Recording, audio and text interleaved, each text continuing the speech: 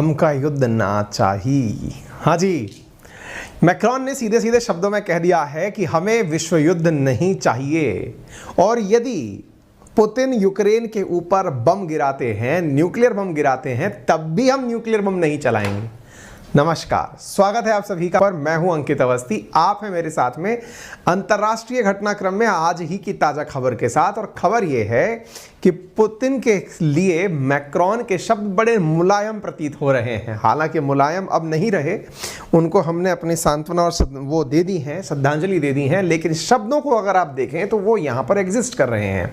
France के Macron ने कहा है कि वो यदि ऐसी स्थिति तक भी पहुँचते हैं कि पुतिन न्यूक्लियर बम यूक्रेन पर इस्तेमाल कर लें, तो भी हम न्यूक्लियर बम नहीं चलाएंगे और हम विश्व युद्ध नहीं चाहते। ये बात कितनी ज़्यादा मायने रखती है उस समय पर, विशेष रूप से जब एक और अमेरिका बैठकर के विश्व युद्ध की तैयारी कर रहा हो। एक तरफ अमेरिका बैठकर लोगों को आयोडीन की गोलियां बांट रहा हो, लोगों को एडवाइजरी जारी कर रहा हो कि न्यूक्लियर बम फटेगा तो क्या करना है। वहीं मैक्रॉन के ये शब्द कैसे मार्केट में निकल कर आए। जैसा कि आप सभी देख रहे हैं कि मैक्रॉन इस समय ट्विटर पर इन्हीं बयानों के कारण आज टॉप ट्रेंड में शामिल हैं। उनकी चर्चाएं हो रही हैं कि साहब ऐसा क्या हो गया। लेकिन इस पर आगे बढ़े उससे पहले आप लोगों को करंट से जुड़ा हुआ, क्योंकि आप देश की करंट से जुड़ा हुआ भी कुछ ना कुछ जरूर पढ़ रहे होंगे, और अगर आपसे बच जाए तो उसके लिए हमने आपके लिए एक सवाल ड्रॉ किया है। तो आज क्वेश्चन ऑफ द डे है, हाल ही में आप लोगों को मालूम होगा कि शिवसेना से निकले हुए शिंदे गुट, इन दोनों के बीच में चुनाव चिन्ह को लेकर जो विवाद था वो इलेक्शन कमीशन पहुंचा। इलेक्शन कमीशन ने दोनों ही दलों को अलग अलग चुनाव चिन्ह डिस्ट्रीब्यूट कर दिए हैं। आपका सवाल है, उद्धव ठाकरे जी के नेतृत्व वाली जो सेना है उसे कौन सा चुनाव चिन्ह मिला है, या आप में से जो ठीक लगे आपको, शिंदे जी की टीम वाली को कौन सा चुनाव चिन्ह मिला है, आप मुझे ये कमेंट बॉक्स में बता सकते हैं। सेशन के एंड में मैं आपसे इस सवाल का आंसर डिस्कस करूंगा। बढ़ते हैं आगे की तरफ। हाल ही में आपको याद होगा कि आज से मैंने 2 दिन पहले आपको एक न्यूज कवर की थी। न्यूज थी कि क्या नाटो छोड़ देगा फ्रांस। क्यों कहा था मैंने ऐसा? क्योंकि मैंने आपको बताया था कि फ्रांस के अंदर मैक्रॉन का विरोध चल रहा है। और विरोध क्यों चल रहा है इसके पीछे भी मैंने कारण बताया था कि इलेक्शंस में जब इनके अपोजिशन में जो मैडम खड़ी हुई थी, उन्होंने बताया लोगों को कि किस प्रकार से यहां पर नाटो की वजह से महंगाई बढ़ी हुई है। उन्होंने बताया कि फ्रांस किस प्रकार से नाटो की मदद करने के कारण अपनी रिफाइनरीज में तेल नहीं मंगवा पा रहा है, जिसके कारण उनकी आधी बड़ी रिफाइनरीज बंद हैं। पेट्रोल पंप्स के बाहर लंबी लाइंस लगी हुई हैं। पेट्रोल और डीजल आम लोगों के लिए उपलब्ध नहीं हो पा रहा है। ऐसे चलते हुए एंटी नाटो प्रोटेस्ट इस समय फ्रांस में निकले हुए थे। अभी 2 ही दिन बीते थे इस घटना को हुए कि आप यहां पर ये न्यूज पढ़ रहे हैं। और वो न्यूज क्या है कि मैक्रॉन खुद बोल रहे हैं कि हमें फ्रांस में हम जो है वो युद्ध, विश्व युद्ध नहीं चाहते। या यूं कहिए कि यदि कुछ होता है तो नाटो ने जो अब तक लोगों को धमकी दी है, क्योंकि France itself is a member of NATO, और अगर मान लीजिए कि यदि ये कोई कहता है कि अमेरिका या पुतिन ने अगर यूक्रेन पर कुछ किया तो नाटो यूं कर देगा और फलाना कर देगा, बोले भाई अपन नहीं जा रहे कहीं भी कुछ करने। ये यूं समझिए कि यूरोपियन यूनियन के जो सबसे पावरफुल नेता हैं उन्होंने अपने आप को पीछे खींच लिया है। इससे आप अंदाजा लगा सकते हैं कि अमेरिकी वर्चस्व किस प्रकार से जगह जगह जलील हो रहा है। आज ही मैंने एक सेशन किया था कि किस प्रकार से अमेरिकी वर्चस्व को चुनौती मिल रही है। खैर, आपको मालूम होगा, ये मैंने आपको बताया था कि इमानुएल मैक्रोन से लोग मतलब रिजाइन डिमांड कर रहे थे कि आप पद छोड़ दीजिए। और क्यों छोड़ दीजिए? क्योंकि आप चला नहीं पा रहे हैं। और ये डिमांड कौन कर रही हैं? मैरीन ले पेन, जो कि इनके अपोजिशन में फ्रांस में चुनाव लड़ी थी। अगर आपको याद हो तो हमने फ्रांस का इलेक्शन भी कवर किया था। उस समय मैरीन ले पेन के बारे में बताया था। ये वो लीडर हैं जो कि पब्लिकली ये कहते हुए नहीं चूकती कि यूएस को हमें पैसे देने चाहिए, जो कि अमेरिकी सैंक्शंस की वजह से नुकसान हुआ है। बड़ा इंटरेस्टिंग है ये आपको समझ लेना कि यूएस के खिलाफ मुखर रूप से बोलने के लिए ले पेन जानी जाती हैं, और इन्हीं के फेंके जाल में मैक्रॉन फंसते नजर आ रहे हैं। फ्रांस की नीतियां बदलती नजर आ रही हैं। थोड़ा सा इस सेंटेंस को आप गहराई से समझने का प्रयास करें।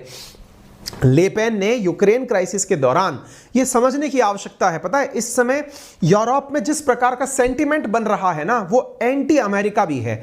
आपको यह समझने में भी देरी नहीं करनी चाहिए कि ये लोग रशिया के पक्ष में भी नहीं जा रहे हैं, लेकिन अमेरिका के भी पक्ष में नहीं है। ये अपने अस्तित्व की लड़ाई लड़ रहे हैं।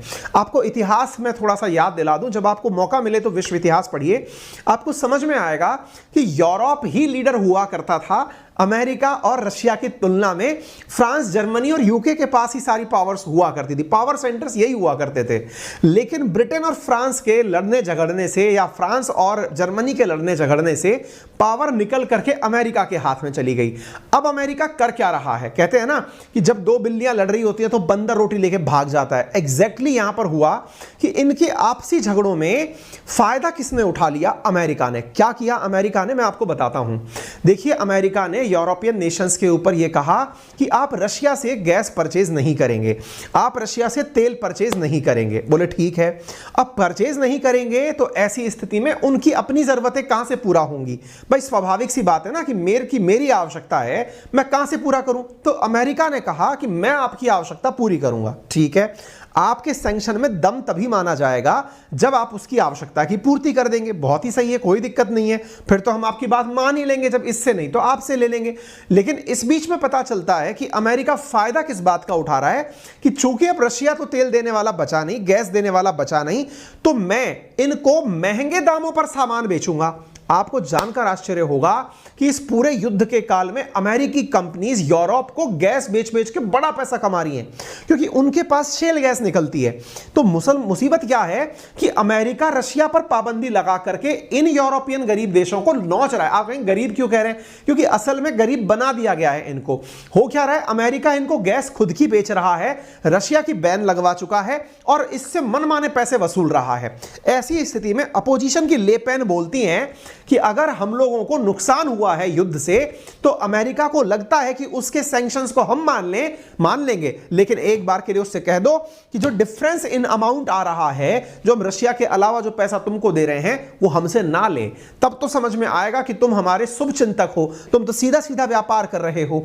यह बात मैक्रोन को भी समझ में आ गई है कि यार जिस तरह से उसने जनता को समझाई है अपनी बात, इस बात में तो दम है। यही कारण है कि आज मैक्रोन ने अपने द्वारा जो ट्वीट्स की भरमार करी, उनमें सबसे ऊपर था कि France will not use nuclear weapon against Russia if Putin decide to launch nuclear strike against Ukraine. लोगों ने कहा कि भाई इसको बताने की क्या जरूरत है कि अगर मान लीजिए कि वो न्यूक्लियर वेपन यूज करेगा, आप यूज नहीं करेंगे, ऐसा बताने के लिए किसने कहा है आपसे? बोले भाई मेरे को बताने की जरूरत इसलिए है क्योंकि इस युद्ध की शुरुआत में सबसे पहले कूदने वाला मैं ही था। असल में आपको याद होगा, मैंने एक सेशन किया था जब फ्रांस सबसे पहले इस युद्ध में एंट्री किया था। मैं याद दिलाऊंगा एक एक चीज, आप चिंता ना करें, क्योंकि मैं इस वॉर को बहुत लंबे समय से कवर कर रहा हूं। आप इमानुएल मैक्रोन का स्टेटमेंट देखिए, यह आज ही का है, शाम 4:45 बजे का स्टेटमेंट है, जिसमें इन्होंने कहा we do not want world war, हम वर्ल्ड वॉर नहीं चाहते, we are helping Ukraine to resist Russia, हम यूक्रेन की मदद जरूर कर रहे हैं ताकि वो रशिया के सामने प्रतिरोध कर पाए, लेकिन रूस पर आक्रमण करने के लिए मदद नहीं कर रहे हैं। नेवर टू अटैक रशिया, यानी एक तरह से आप ये समझिए कि हाल ही में जो क्रीमिया वाला पुल गिराया ना यूक्रेनियंस ने, असल में उस बात से भी कहीं ना कहीं फ्रांस खफा है कि यार ये तो तुम उड़ता तीर ले रहे हो। Vladimir Putin must stop this war and respect Ukrainian territorial integrity, और इतना तक कहा कि आप लोग बैठकर शांति से टेबल पर बात करिए। बिल्कुल वही लाइन जो एलन मस्क ने कुछ दिन पहले बोली थी। तो इमानुएल मैक्रोन ने जब ये बातें बोली कि भाई हमने आपको हमला करने के लिए नहीं कहा था, आपको याद दिला दूं 7 महीने पहले मैंने ये न्यूज कवर की थी, जब अंतरराष्ट्रीय रूप से कोई पहला देश इंटरफेयर करने आया था तो उसका नाम फ्रांस था।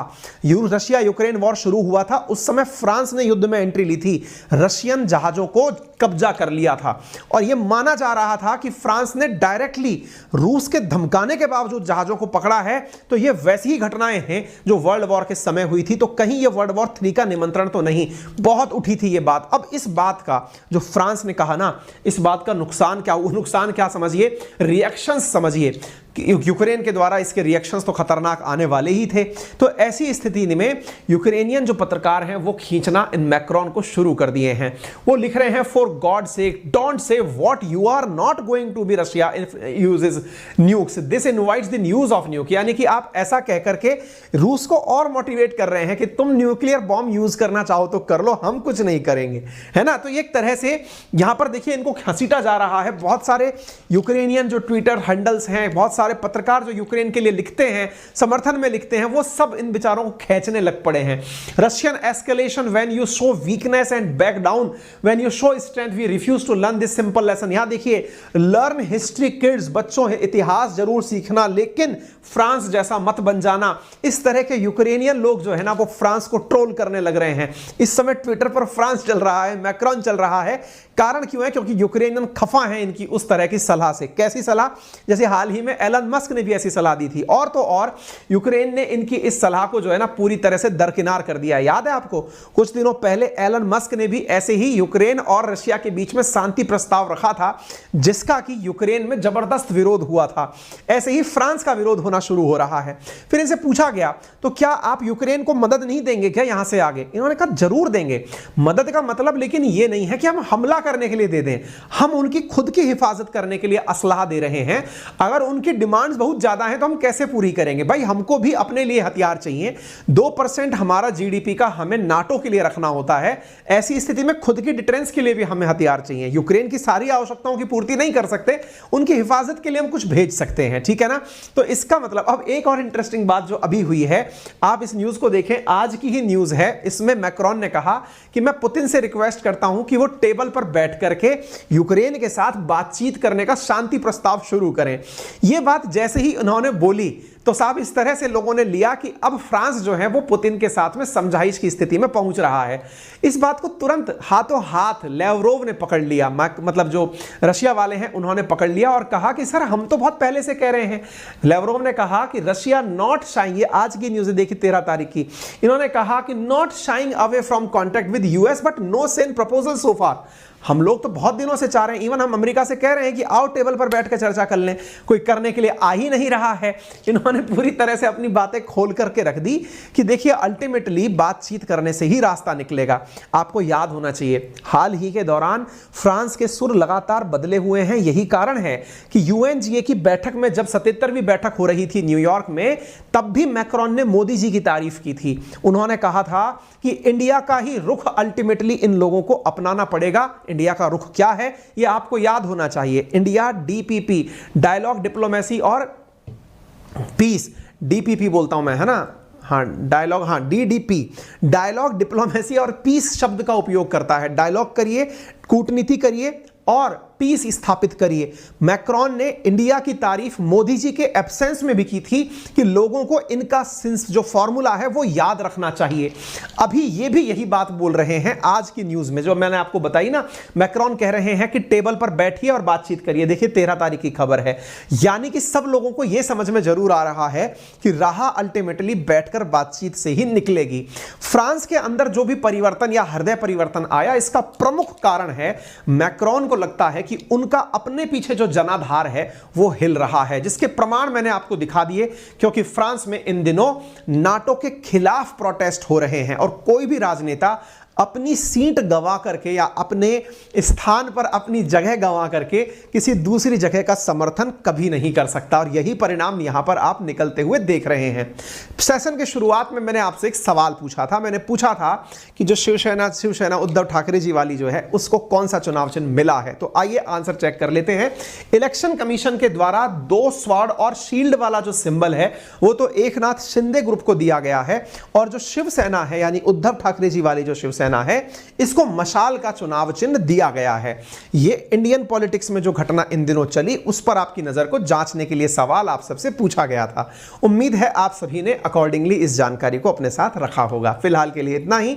जानकारी पसंद आई हो तो इसे अपने सभी साथियों से जरूर साझा करें। चैनल पर नए हैं तो सब्सक्राइब करना बिल्कुल ना भूलें। वीडियो को लाइक तो प्लीज कर ही जाइएगा। मेरा रेफरल कोड है अंकित 10 जिसका यूज करके आप पा सकते हैं अनअकैडमी पर 10% डिस्काउंट। लेकिन फिलहाल के समय पर 20% डिस्काउंट आपको रेफरल कोड पर दिया जा रहा है, जिस वजह से आपको एसएससी कैटेगरी के सब्सक्रिप्शंस पर रेफरल कोड यूज करने पर 30% का डिस्काउंट ऑफर किया जा रहा है। वहीं यूपीएससी के ऑफर्स में 20% डिस्काउंट आपके लिए फिलहाल चल रहा है। अभी जाइए और जाकर के ऑफर का लाभ लीजिए। धन्यवाद।